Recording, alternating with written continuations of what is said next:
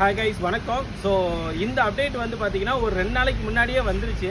But இருந்தாலும் ஒரு ஒரு ரிமைண்டருக்காக தான் இந்த அப்டேட் வந்து நம்ம கொடுக்குறோம். என்னன்னா டிஎன்எஸ்ஆர்பி எஸ்ஐ வந்து டிபார்ட்மெண்ட் கேண்டிடேட்டுக்கு ஆன்லைன் அப்ளிகேஷனில் எடிட் பண்ணுற ஆப்ஷன் வந்து கொடுப்பாங்க அப்படின்னு நம்ம சொல்லியிருந்தோம்.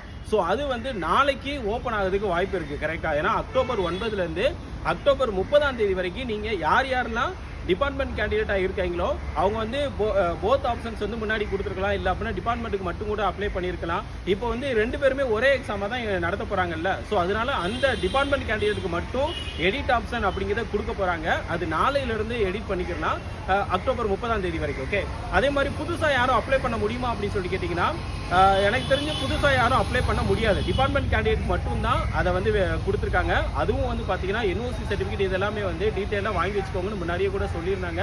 ஸோ அது எல்லாத்தையும் வந்து வாங்கி வச்சுக்கோங்க. இந்த எடிட் ஆப்ஷனை யூஸ் பண்ணி கரெக்டாக வந்து அப்டேட் பண்ணிக்கோங்க. ஓகே, ஸோ எடிட் பண்ணிக்கோங்க.